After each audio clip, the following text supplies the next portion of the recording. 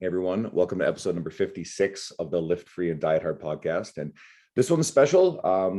I get to bring back the inaugural guest from the very first incarnation of this podcast. 56 episodes in its current format, but 150 as the Fitness Devil with Dean Guido.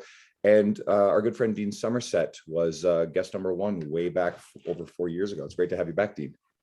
Thanks, man. It was a while before you started taking over the world. Geez, you've been doing everything lately. It's been kind of a fun ride. And the irony in it all is you absolutely have been the role model in many of those facets where, it's a public speaking appearance recently, or certainly all the writing for major publications and, T Nation. I kind of dual found you both writing for T Nation and at the same time looking at the company session records and going, wait, this is Dean Somerset guy is like one of the top session producers for this old company that I work for. He's also the T Nation guy. Oh, they're the same person. Very cool. So I've done so much of your continuing education over the years, and no, you've quite genuinely been a significant role model in a lot of this process. And this is my 11th month of my 11-year anniversary. So it's been quite a long ride. Got to go buy a lotto ticket, man. If it's the 11th month of the 11th year, just need the 11th day, and then that's your lucky lotto ticket day. I hadn't thought about that. And you know what? I didn't do the math on which day starts, so I should have figured out which was the 11th day. Might be. I hope everybody listening knows who Dean is. Dean's fairly well established in the grounder fitness industry. You're kind of a mobility injury rehabilitation expert, amongst many other hats that you wear. And but I want to bring you on today. It's been a really long time since I've had you, and I already sort of alluded to the whole thing about you've been a major part of my the path that I've set myself on.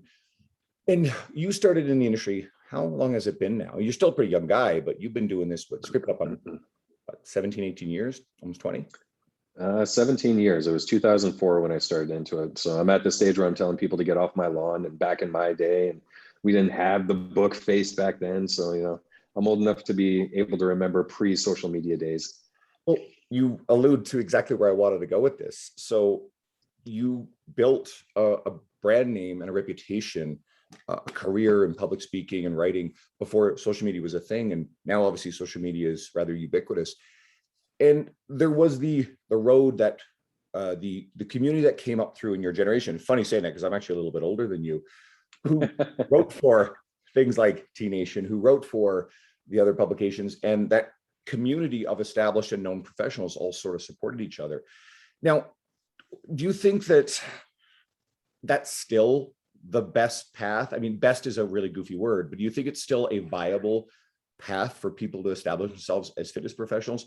Or do you think that all can be completely bypassed, just by creating a social media name, or some blended nuance of the in-between?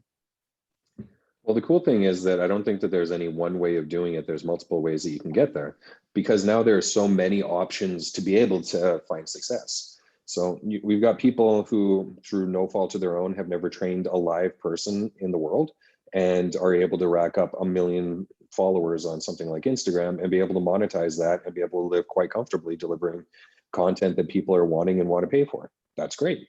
You've got other people who are juiced to the gills and really good at Photoshop and say, hey, I'm really awesome, so you should come train with me. And they do really well. That's great. You've got people who have never had a social media presence, and through just word of mouth or professional referrals are able to be incredibly good trainers. You've got people working with sports teams who are the best at what they do, but who have no time to go on social media. So the really cool thing is that there's no real best way to do it. It's just the way that works well for the individual in front of you. If I was starting out now, I would definitely be on social media and doing everything I could for free, as far as like the free marketing goes. So YouTube, Instagram, Twitter, Facebook, all that kind of stuff, because that just didn't exist back when I was starting, and it would have made things so much easier. I just was talking to Ben Mudge. I think you probably know who Ben is, and he's in Northern Ireland. And Ben's got over 100,000 followers. Really great guy, very photogenic, great on video. We did, I put him into T Nation, did a collaboration with him, and we got another one in the works. And he's a really good example of someone who, he's been doing this a little while, but he kind of blew up, got a lot of social media traction, in part due to his image, and he's leveraged that. But he's also a credible, qualified, skilled trainer, world-class human being. He's visiting Canada in December. Toronto. And he's like, hey, you know, is that anywhere near where you are? We could hang out. And I'm like, that's a 4-hour flight still. Yeah. Yeah, that's sort of like when I went down to Australia and I was like, hey, I want to go, I'm in Sydney, but I want to go check out the Great Barrier Reef. How far is it? Oh, that's a 4-hour flight halfway up the continent. And that's like, yeah, places are way bigger than you think they are. But at least he didn't ask if you knew so and so in Toronto, like all Canadians should. Yeah. I've definitely found that, going back to kind of the original question, following this sort of roadmap that I feel like you and people like Tony Gentilcore and a lot of the other successful people who started kind of your era, I found writing was one of the most important things. And I think a lot of people, Jordan Side always talks about the importance of writing long form content. And I still recommend trainers, no matter what they're trying to do to get skilled with it. I found that was the foundation of everything. Once I was already writing for T Nation and a couple other things. And then I turned around and paid more attention to social media. And that's when that grew. I think a lot of people are still looking to just focus solely on social media. One of my theories, I don't know what your thoughts are on this, is you almost need to have something to back you up a little bit. Someone finds a post that someone shared and go, okay, cool, what else is there? And that's it. Just someone who's producing a lot of really like clever quotes. But I think people are looking for YouTube videos, something deeper. Maybe it's podcasting, certainly article writing, and pieces of credibility. So any commentary on that? Absolutely. And a challenge right now is that if you were to look for any information, the first place you would go is Google. So Google is going to look through websites, it's going to look through YouTube, and it is not going to look through non-Google related social media posts. Now, if you're looking for specific information on something like Instagram or Facebook, you might get lucky with the search bar search, but it probably won't give you what you're looking for the same way that Google would if you were doing a search there. Plus, nobody's going to look for something on Instagram. They're going to look for something on Google. That's just what they do. So if you were trying to deliver content that you would want people to find, having a website and then having a YouTube channel would be the way to go. And then you can cross-pollinate that stuff onto Instagram and put it onto Facebook. So you could take the exact same video off of your phone, put that onto Instagram, put that onto YouTube, put that onto Facebook, and then embed that into a website so that way you could be found wherever you were going. And I'll be honest, like most of my personal business from online coaching or anything along that line has come from my website, has come from YouTube videos, has come from writing for T Nation or other websites. So it's something where it is something that's very valuable and people will find you if you put it out there. So if you have the followers on something like Instagram, they'll see the Instagram post that you put up. But if you want to attract new people, you've got to hope that other people share that information, that other people will find it in the explore feature. They're not going to find it on Google just because Instagram and Google don't speak well to each other. So you want to be found where people are looking. And that's one of the hardest things for a lot of people to understand is that if I'm looking for something specifically, I've got a way of finding it. And if I can't find you, I'm not going to find you. And I think most of the people who we've seen who are, I tend to think in terms of like credible, evidence-based or reputable parts of our world, even the ones, especially the ones who have larger social media followings, Jordan Side is a wonderful example, have been doing all these other things underlying that way before that their social media blew up. Jordan knows his social media, but he's fantastic on video. He's been doing that for a very long time. He's been writing articles since he was in university. Instead of doing his university coursework, building his website, he's interned with Cressy Sports Performance and Westside Barbell, and he's knows the who's who of the industry. And there's another thing too, is just getting out and actually meeting people and networking. There's so much more depth and richness to creating a brand and a successful career in this business than to just master your social media. I mean, I still think it's really valuable, but I think it helps you grow your social media if you have more depth behind it for people to dive into. A big part of that's also finding your voice. And I don't know if you've seen any of Jordan's original stuff that he put up on YouTube where he's standing there in a polo shirt and trying to sound clinical. That wasn't him. That wasn't good. That wasn't the stuff that he was comfortable with. He was trying to be somebody. And it took him a while to find his voice and find what he was most comfortable doing.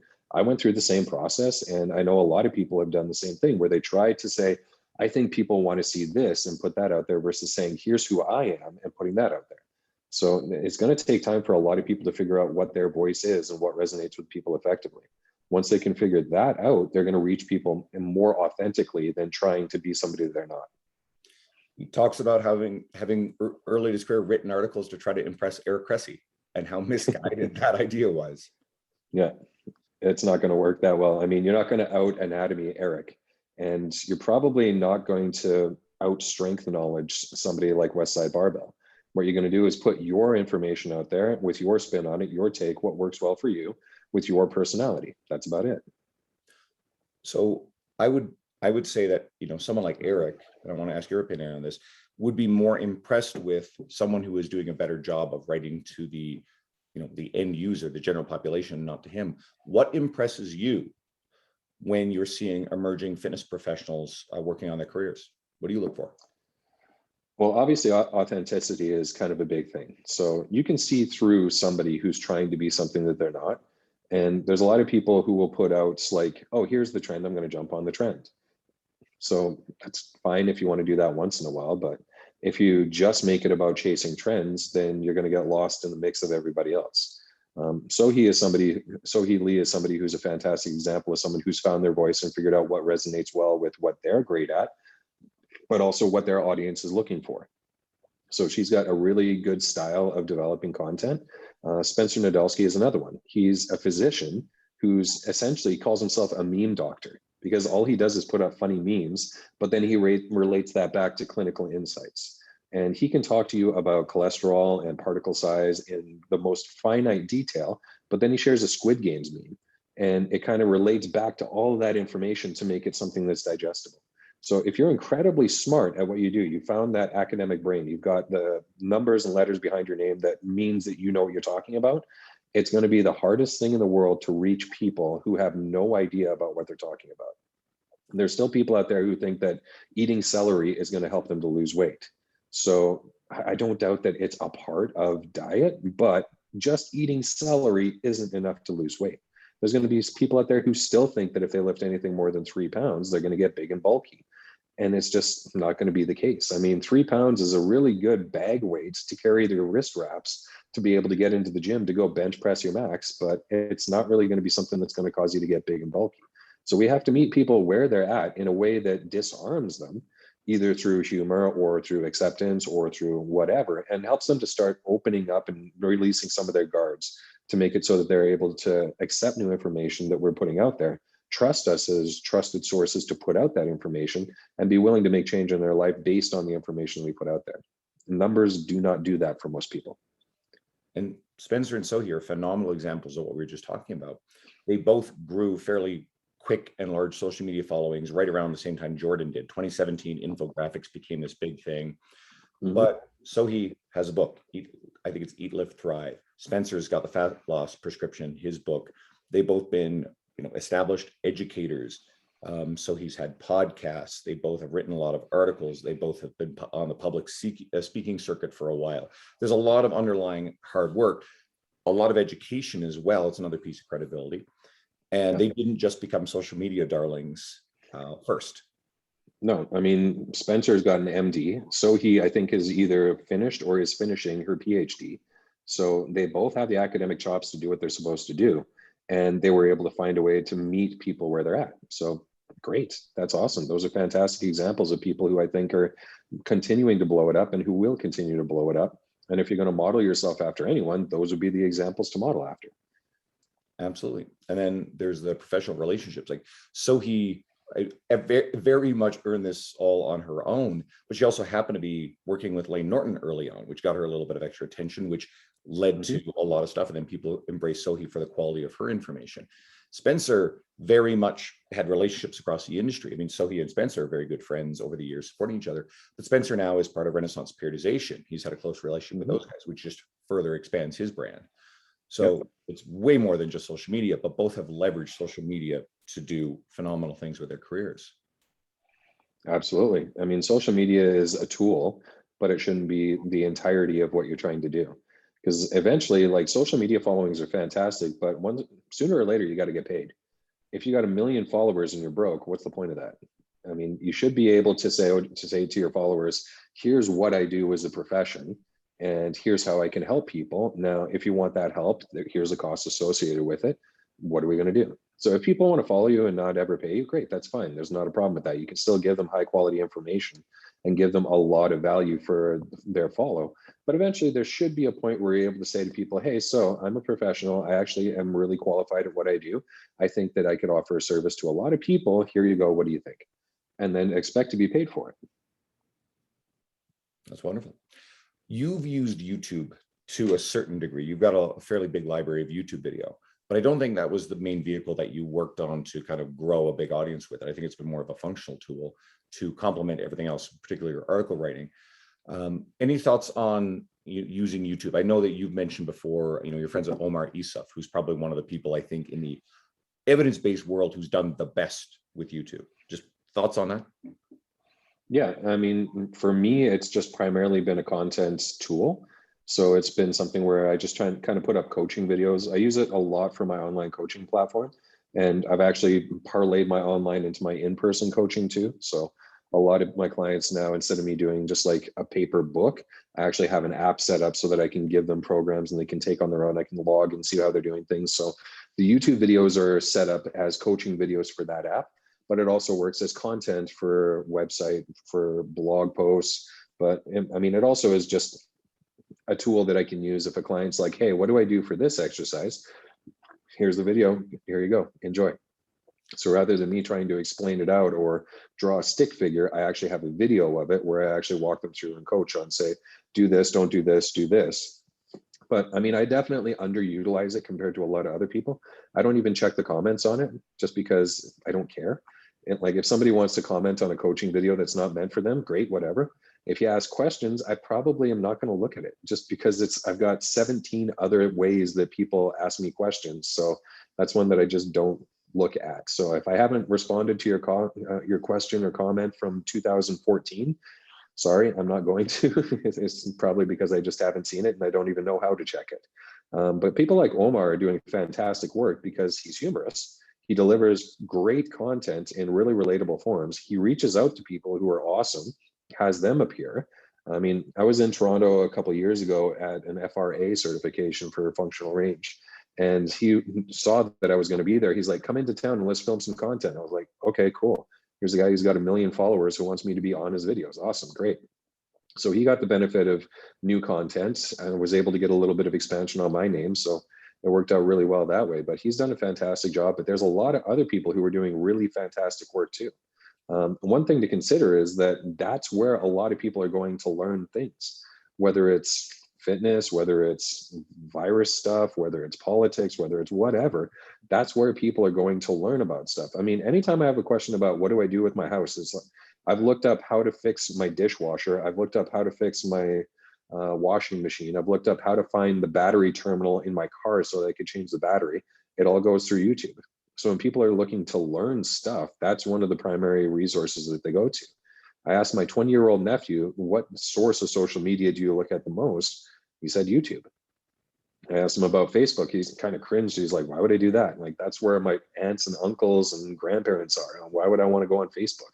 I was like, okay, fair enough. So YouTube it is if you want to learn stuff. You implied something very important in here too. There's the amount of time that you have to devote to different things and the stage of your career you're at. I mean, like you said, 17 years in, you're extremely established, 50 client sessions a week, plus an online business that I'm sure is probably as busy as you want. And probably, I mean, the last year and a half notwithstanding, more demand for you to appear in public speaking engagements, more on that in a second, than you can probably create the time for. So there's a certain point where for you to go out and, try to, go and work intentionally at your Instagram to try to reach 100,000 followers, that probably doesn't serve you or have much value to you. So where are you directing your efforts, your time, and what might not be valuable to you at this stage in your career that might be useful to a coach that is, building their career? Well, right now it's primarily just working with my clients because it's been a busy time getting back into the gym again after multiple shutdowns. So it's just working with a lot of the clients that I'm seeing in person. So getting back into the groove of that and just refinding the love of doing that versus doing just Zoom calls all the time, which has been good. I've still got a lot of clients who are doing Zoom and virtual sessions, but it's something where it's different when you actually are in the gym and feeling that energy. So just being able to get back into doing that. For the online work, it's been consistent, which is great. For the speaking, not so much right now, just because it's not so much. But I've got a couple of events coming up that I'm looking at booking and finalizing, and one in Toronto coming up in a couple of months. So hopefully I'll be able to start getting back into that again. But now that things are starting to open up and travel is becoming easier and there's fewer restrictions on where we can go, it's making things a lot easier to look into doing that. So after spending 2 years of not really being on a plane, after being on a plane like every second weekend for a couple of years before, the itch is starting to get back. I had the same itch, and I had speaking engagement a couple of months ago in Spokane, which was a cool opportunity. And then I went down to Luca's event. I'll come back around to that stuff. But as you mentioned, Toronto, and that's actually why I reached out to you and said, hey, let's come on here. Let's let people know about what you've got going on. So let me see if I got the dates. November 21st in Toronto. So yeah, let's talk about it. Scientific applications of mobility training. So how do you actually get improvements in range of motion? What works best for each scenario, and how much improvement could you actually expect? A lot of the time when people talk about mobility or flexibility training, it's like, we'll do this. Okay, well then what? Well, then do more of it. Okay, then what? Like, how long do I have to do this before I see results? Well, just keep doing it and eventually you'll get there. And if not, then just do more of it. That's usually been kind of the outline of what mobility training has been, right? Like a lot of the time it's hold this stretch for 30 seconds and then hold it on the other side for 30 seconds. And it's like, okay, well, how much should I actually expect to improve my range of motion? I don't know. Eventually you should do it. If I was to say to somebody, if you squat 3 sets of 5 reps twice a week, how quickly should you be able to see improvements in your squat? We should be able to have an answer for that. And it might not come down to saying, well, you're going to see a 5 kilogram increase in this week, but we should be able to say, okay, well, based on normative features, if you did that workout, you should be able to see an improvement in your squat weight within 2 to 6 weeks. That's not unheard of, right? We should be able to see improvement in that. So if I'm not seeing improvement in my range of motion, why? There's a lot of conflicting information in the body of research out there, and a lot of really poorly done studies. So you have to dig into it and kind of look at it from different angles compared to what's actually going on. So when I looked at a lot of the research, and I went through about 500 papers on mobility or flexibility training, and found that there's a lot of stuff that doesn't really benefit you and a lot of stuff that really does benefit, but people don't really talk a lot about. So if you're going to do something like a static stretch, try to contract the muscle at the end position. That produces like way better results than just doing a static stretch. It doesn't have to be a hard contraction, but just like if you're going to do something like a hamstring stretch, lean into that and then try to push your heel down hard. And then just hold that for like 10 to 20 seconds. You'll get way more out of doing that than just a static stretch. If you want to actually do like any kind of adjustment to the joint itself, you're probably going to look at way longer stretches. Like I'm talking like 6 or 8 hours of stretching. And that's not even an exaggeration. Like a great story is my wife dislocated her elbow a couple of years ago, and she had to wear a brace that pulled her into end range flexion, and she had to wear that for 8 hours, take that off, and then wear another one that pulled her into end range extension and to wear that for 8 hours every single day for a couple of weeks to progressively regain the range of motion in her arm after it became fibrotic. So when you want to get improvements in joints, it takes a long time. If you want to just adjust neural tension, yeah, that's pretty quick. But when it comes to actually improving mobility training, learning how you can actually assess an individual's mobility or flexibility, figure out what the limiting factor is, and then give them the appropriate modality to see improvements, that's something that's not really done that much. So that's one of the reasons why I wanted to put this course together. And it's only a 1-day course, which is fantastic because a lot of people have very short attention spans. Well, like just listening to this stuff, I'm like, we can't even do this stuff justice in a short podcast. So, I believe in your stuff. I put my money where my mouth is numerous times. With our old company, I went to tons of obviously free course stuff, but I would go and pay to spend 3 days doing post rehab essentials, or go and see you and Tony teach the complete hip and shoulder blueprint, or whatever more complete hip and shoulder version that you guys have concocted in time. Or something that changed my career completely was traveling to the Kansas City Fitness Summit in 2017.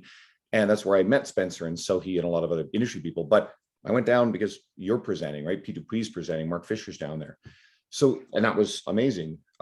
So I believe in your stuff. Now, I don't believe I can make Toronto, unfortunately, because I just came back from Seattle and I have to go home to see my folks in Newfoundland in very early November for about a week.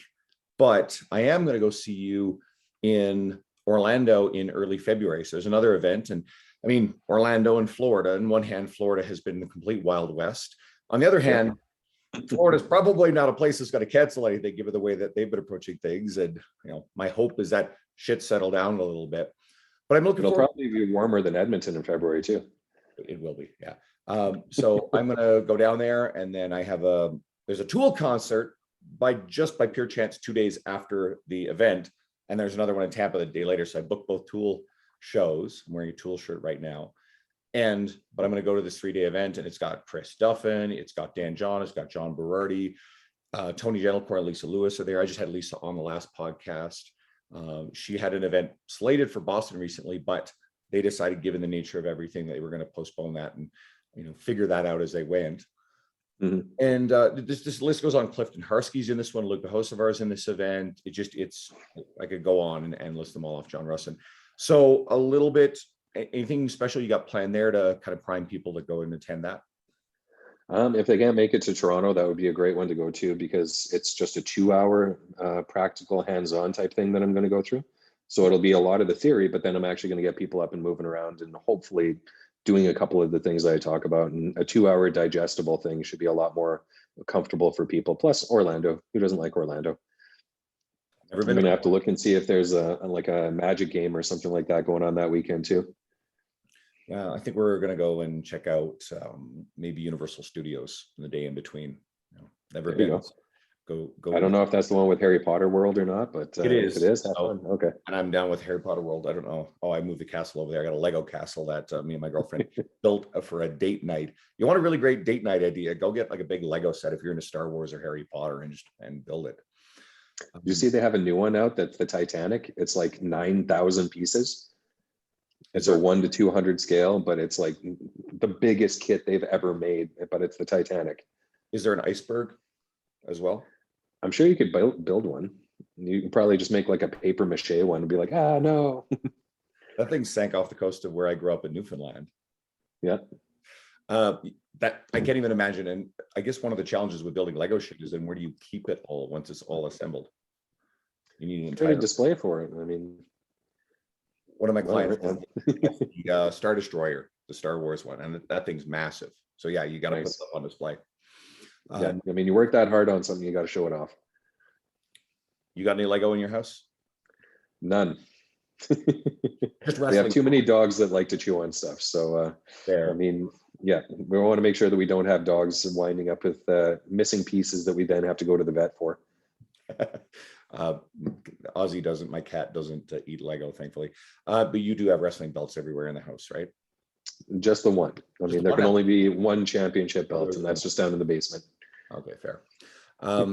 Well, another thing I wanted to talk about too is I remember a little while back. I can't remember the exactness of the post, but you said something about you were improving a lot of little aspects of your finances, personal, professional, business costs, that sort of stuff, and rolling it up all into paying less for some of the services that you were signing up for.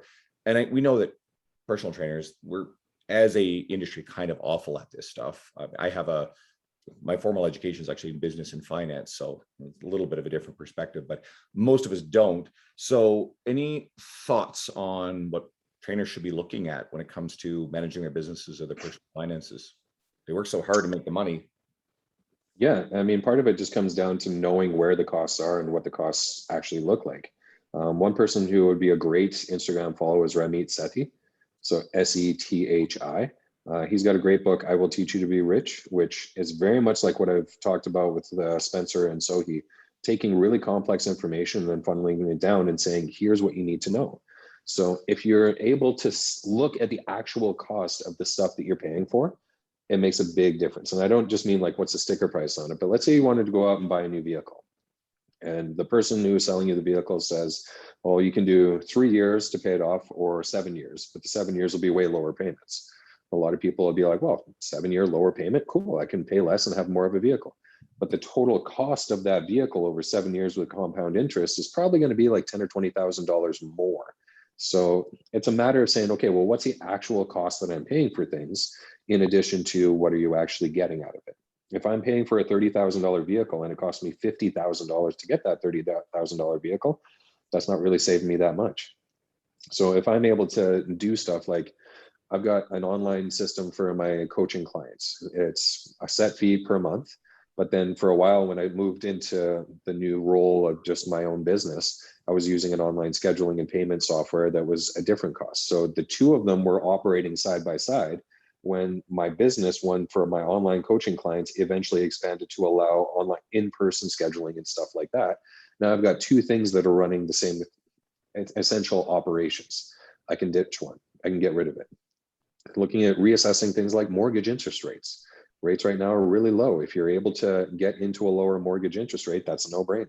You're not going to become financially viable by skipping a latte or by not treating yourself to a lunch once in a while. You're going to do it by getting rid of the very expensive stuff that's costing you hundreds, if not thousands of dollars a month. So just being able to adjust some things where I was able to move finances over to an automated system, reassess my mortgage, get that reduced, to look at insurance and make sure I wasn't paying too much for too little, saved me a couple $1,000s a year, which last year, that was a big help. I actually just put up a post today, and I like this finance analogy of, instead of trying to save after you've spent, spend after you save. But it extends, the post is about making time for working out. And it's, instead of working out or planning for working out time after you've already consumed all your leisure time and downtime, plan the working out time first. But back to the finance side, for a very long time, I've made sure I have an automatic monthly RRSP contribution. I've done that for quite a while, and then I turned that into my first-time home buyers. In Canada anyway, for the Canadian listeners, you can take out a part of your RRSPs and put it towards your down payment on a house and then repay the loan. So that's an important contribution. And then this year, I actually set up a Wealthsimple account, and I've now been taking a certain amount of money monthly and putting that into index funds. And I don't want to give like investment advice, anything broader than that. I think James Krieger and Chad Landers do something with Fit Pro Financial. They're amazing if you want to get a little deeper into some of that stuff for anyone listening. True. Subscriptions. So there's another one too. There's a really good book, The Automatic Customer, that talks about subscriptions and how a lot of businesses are moving to subscription models. So we have coaches and trainers who are moving in a lot of cases towards monthly, automatically renewable things instead of session block setups. But at the same time, we can also assess what subscriptions are we paying monthly that are, you struggle to turn around and say, oh, I'm going to go cancel this thing. People get locked in magazine subscriptions is kind of the old thing.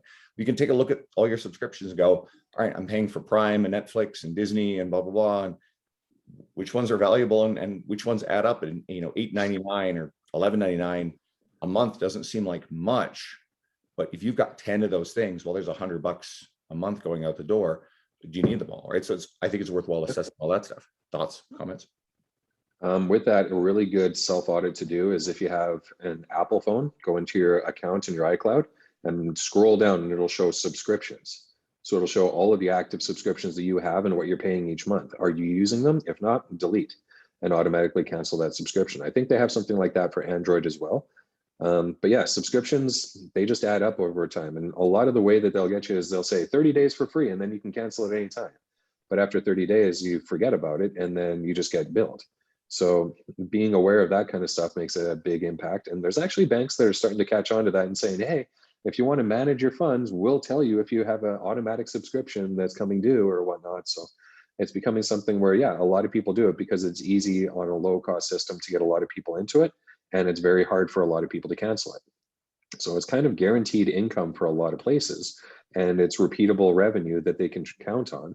So it's easier for them to do business that way versus doing session block or like dedicated timestamp or anything like that. So yeah, I think it's something where it's better for business overall, but it's going to be a challenge for the individual if they don't use that service. Okay. Well, how about this? I've still got some time left with you. Given the fact that the last year and a half has been what it has been, I always like your insights on any future thinking, forward thinking about general wisdom that you feel personal trainers would benefit from, especially after going through all this stuff. Is there anything kind of going forward you feel like is going to be more important, areas that trainers should pay attention to with their own businesses, their marketing trends? Well, a big thing is that everywhere went through kind of the same thing all at once. So it's not something where we're looking at, well, over in this demographic or over in this place or over in that. It's like everyone did the same thing. Everyone, the gyms were shut down pretty much worldwide for a period of time. There were locations where they reopened here or there or whatever. But then people started to realize that, I can still do a workout virtually. I can still use minimal equipment and get a workout in. I can do stuff from my home. Are gyms great? They absolutely are. And they're going to cater to a lot of people in a very specific way. There are also going to be a way of crowdsourcing equipment. So there's no way that the average person entering into a gym like Evolve is going to be able to spend $100,000 on equipment on their own. They'll be able to access that for a monthly fee. That's the purpose of a gym, to be able to allow people to pay a very small nominal fee and have access to a huge amount of equipment. That being said, there was a huge boom in home gyms where a lot of people, like I had a couple of clients who moved from 1-bedroom condos into houses specifically so they could build a gym in their basements. And they spent 20 grand on their gym in their basement that they wouldn't have spent otherwise. So that is something that has become pretty apparent. So there's a lot of people who are saying, you know what, the gym is great and it's going to meet a lot of people where they're at, but there were so many gyms that had to close down and so many financial or fitness facilities that went through such a financial hardship that now there's an increased demand on a reduced supply. So there's more people who are looking to access fitness who may not be wanting to go into a gym for one reason or another, because they might feel like there's not that much of a chance of it happening. There's people that are looking to go to established gyms that have been really financially successful through all of this. There's people that are hesitant about gyms where they've had to go through bankruptcies or foreclosures or limitations where they're like, I don't know if this gym is going to be here in 3 months. And a lot of people are making changes in how they access fitness. My wife and I were talking about this too, because she's a cyclist. She works with a cyclist coach. She goes to a cycling shop, and everyone that she knows in cycling is kind of going through this change where they're starting to run. And for cyclists to run, that's like a big deal. Like they just don't do that. And there's a lot of people in the fitness industry who are like, you know what, going to the gym was great, but I started hiking or I started biking or I started doing something different. So there's been a big change going on and a lot of people doing new things for the first time that may not necessarily be in the gym. So for a lot of trainers who are interested in expanding their career, they might have to just meet people where they're at. Now that might have to be doing home-based workouts. That might be offering services to build home gyms. That might be figuring out ways of creating events outside of a gym. Like maybe you do a hiking camp or something like that. Or there's a lot of ways that you can get people involved in nature. There's a lot of ways that you can do things that are atypical fitness events. I think it's something that a lot of people are going to be able to say, fitness isn't just a barbell or a dumbbell or a kettlebell. Fitness can be a whole bunch of different things with the gym as a part of that, or the gym is not a part of that. So meeting people where they're at and being a fitness professional is going to be kind of a challenge, but it's also a really cool opportunity to do some new things and try a few new things too. There's a lot of fitness facilities that have gone bankrupt, unfortunately, which means there's a lot of available spaces in commercial real estate. If somebody wanted to start a new gym, there's a lot of equipment manufacturers out there that are starting to ramp up production again if you wanted to get new stuff. There's a lot of gyms that did have to go through foreclosures where you might be able to find something fairly low cost. So it's something where if you can find that, great, but there's a whole bunch of people building home gyms that are sucking up a lot of that equipment too. So it's something where there's a huge opportunity for demand and supply, but there's also some really cool challenges out there that I think a lot of people are going to rise up to. You're in my old company. They went through bankruptcy and restructuring, right? You and I are now contractors of the Evolve umbrella, which is growing. But Yep.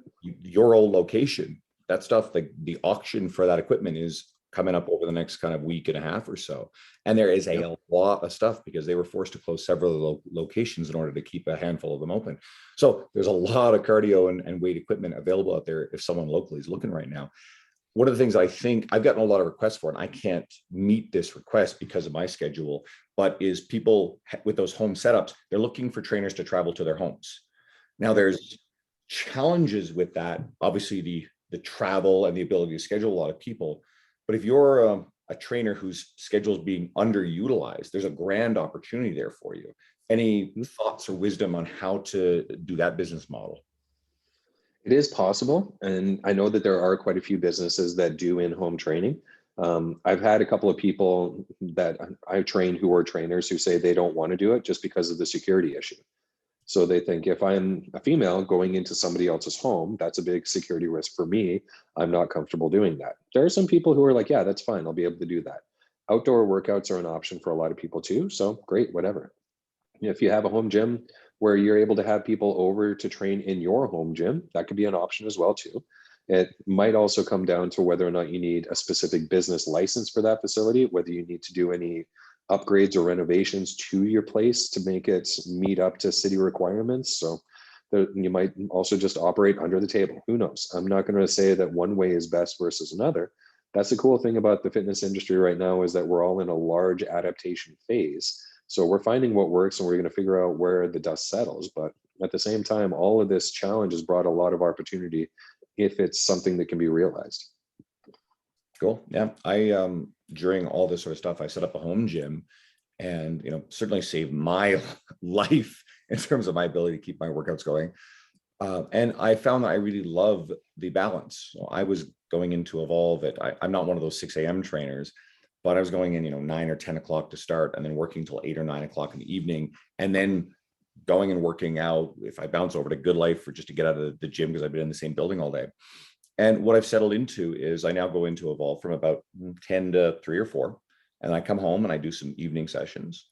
And the weekends, I make sure I'll do a few sessions here at the house. So I've got that split. I've got Ozzy sitting next to me here. I get way more time with him, but I'm not leaving, when it's still kind of, especially in the winter, where it's a little dark out when I'm leaving the house. And by the time I'm home, it's dark, and I don't see much sunlight anymore. At least I get that little bit of drive in the sun.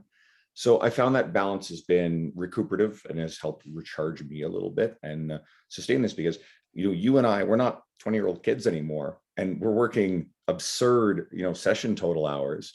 And then there's all the stuff that goes on top of that, where it's not like all of a sudden, okay, the sessions are done, that's the end of it. There's the online work, and that stuff fits in differently. And then there's any writing or media content creation stuff. I found with my social media, God, that takes at least an hour and a half a day between writing, interacting with the comments and the messages and all that. And I think that stuff's really valuable. I'm also in a different stage in some of the things I'm doing in my career than you are. So that stuff's going to be a little bit more of a priority at this point for me. But I found that I've enjoyed the balance a whole lot more than just being in one building for 12 hours, 4 or 5 days a week, and then for 6 or 7 hours the other two. Right? It was worth it to put in that time and effort. I'm not afraid of that, but I can't do that anymore. Yeah, I mean, it's hard, especially if the facility you were in didn't have windows or not enough natural light. Like, that's one of the things I found immediately after moving from the city center mall into Evolve. There was actually windows and sunlight, and everything just made my mood a lot better. So being able to see the sun at 12 o'clock in the afternoon or 1 o'clock in the afternoon makes a big difference. Let's talk about Evolve downtown a little bit, because obviously I love the facility. I think it's great. A lot of my friends, pulled a lot of guys and girls out of various other situations and dropped them into there. And you get, time with Hannah Gray. You and Hannah, she's been a longtime client and mentee of yours and good friend. And Hannah's been thriving in that environment. She's crazy busy. And then we've got a whole legion of our former coworkers from the old company. And a whole bunch of new people coming in there. How's that environment been for you professionally? You just sort of alluded to, did it rejuvenate you at all, or anything different about the experience, or anything you would say to trainers considering it? If you're specifically looking at changing your location, whether it's to somewhere in Edmonton or wherever, definitely talk with the people who are the owners and see if you're a good fit with them, and then see what the situation is like. And it's something where if you're going to make a professional move, you don't want it to be a knee jerk because you heard about it on a podcast. You want to actually do a little bit of research on it and see what's actually going to work well for you. Another big one is just make sure that if you're making a move, that you have all your bases covered. So are there any limitations on what you can do, limitations on time frame, mobility of yourself, your clients, any of that kind of stuff? Just be aware of what is actually in the situation, so you don't find yourself saying, I should have thought of that sooner. Yeah, you're gonna get jammed up with some legal ramifications if your entire clientele follows you out and the old company decides that they're not okay with that, because usually there's language in your employment contract that says that's a no-no. Sometimes, but even then it comes down to whose choice it was and what communication that you had with it. So if I say to a client, you should come train with me at this gym, That's different than me saying, I'm going to leave and go over here. And the client saying, okay, I'm going to come with you. So very different situations on that. One is solicitation, one is the client's right to choose. So it's something that comes down to how do you actually set it up. So when I left the company, it was just, I'm gone, bye. And I handed a list of all of my clients, their contact information, who I thought would be a suitable trainer to work with, each of them, to the manager, and walked out. So then it was a matter of rebuilding the clientele, and the clients that did want to come with me were able to find me because they had my contact information. But it wasn't something where I reached out to any of them. It was just, okay, here's where I'm going to be. That was it. I had more lead time. So ultimately, I just honored all my obligations. I trained everybody down to zero. And then I picked an exit date, and I knew that, okay, I can't continue to be in this environment anymore. And I went there. And of course, the same thing, everybody had my contact information, and the entirety of my clientele said, no, our relationship is with you. We want to come and train with you. So I was able to continue on fairly strong. So yeah, so I think the key there is the strength of the relationship you have with your clients. I think sometimes these companies can have this idea, I mean, legally, they certainly think so, but they think morally and ethically, well, they own the client, which is a very short-sighted attitude for a company to take, when in fact, it's a trainer who's been putting in all that time and relationship. And as a trainer, if you build those relationships, in the long run, your clients are going to be very loyal to you and want to stay with you if you move. I don't recommend moving frequently. That can really just, that'll just piss off your clients, and that'll damage your business. So if you're going to make a move, like you said, Dean, really think strategically, look at what's in your long-term best interest. I've made one move in my entire career, and that was it. And I have no intentions of making another. Yep. When in doubt, talk to a lawyer. That's what they're there for. They'll tell you what to do and what not to do, and if you're open to liability or not. So talk to them, and it might cost a few bucks to start with, but if it saves you a few thousand down the road, great. More than worth it. Well, I really appreciate getting you on here. It's been great to catch up. I know you and I haven't had much. That we've both been really busy, and the world has not exactly facilitated a lot of this stuff. And we unfortunately weren't able to pull off the our event in the last 2 years, given everything. We still have. I get a lot of questions about, what's the plan with the Evolve Canadian Strength Symposium. We haven't sat down to go over it. I think I'll leave it at this. We would love to be able to do it sometime in 2022. That is certainly my intention. We'll have to look at scheduling, what's going on in your schedule, what your events are. And if we're able to bring it to everybody, we want to do a really killer job. But the first year went off great. So I'm committing to exploring it to the best of our ability. And if we can pull it off, amazing, because it's something I value. It might just have to be the Andrew Coach show too. Well, if that's what we have to do, but, we have a third partner, John Chung, although he won't get up on the stage. He'll just send a manager to organize pulling the strings and make sure that it's all set up and lend the name behind it and make it so that it actually runs. It's kind of a big deal. Well, it wouldn't feel right if you weren't a part of it, but we'll talk, and ultimately if we have anything tangible, we'll update people. But it's going to be well into 2022 before that's a reality. Dean, thanks for coming on. I appreciate it. Let everybody know where they can find and follow you, and get more details on the Toronto event in November. If you like the website, it's deansomerset.com. If you're on the gram, it's dsomerset1. I've actually got 2 accounts. The first one is an old one where I can't remember the password for it, so don't click on that one because I don't think I've touched it in like 5 years, but dsomerset1. For the Toronto events, it's November 21st. We have continuing education credits available for it, and it's a one-day event at Bang Personal Training on Queen Street in downtown Toronto. Awesome. And for anybody listening, I hope by this point you've been already following Dean. If not, I can't recommend Dean enough. Literally, like when I talk about the people that I respect the most, who've had the greatest influence on me professionally in terms of the education I've gotten, Dean is absolutely number one, top of that list. So I can't thank you enough for all the stuff that you've done for my career. So guys, go follow him, plug in with him, engage with him. Don't comment on his YouTube expecting a response. He's not going to respond. And for anybody who, if you're listening to this and you haven't yet contacted me, or if you want to ask me questions, I'm always accessible to it on Instagram, especially at Andrew Coates Fitness. Go follow me there. If you're just somehow finding this episode for the first time through Dean's Media, This is, I think, your fourth appearance. I know you were on 3 times in the old format. You guys can scroll back down and see those. You'll listen to Dean Guido ramble incoherently at times with interesting additions to the conversation. Dean is fantastic. He's doing really well. God, I don't know how old his kid is now. His kid's got to be approaching a year old. His life has changed. Probably, yeah. Yeah, he's doing well. And and maybe if you like what you see, and a lot of other fitness professionals like Tony Gentlecore, Lisa Lewis, and Friends of Dean's, Sohee Lee, Spencer Nadolsky have all been on, maybe you'll stick around and check out more. So thanks, Dean, so much. I really appreciate it. My pleasure, man. Thanks for having me on again.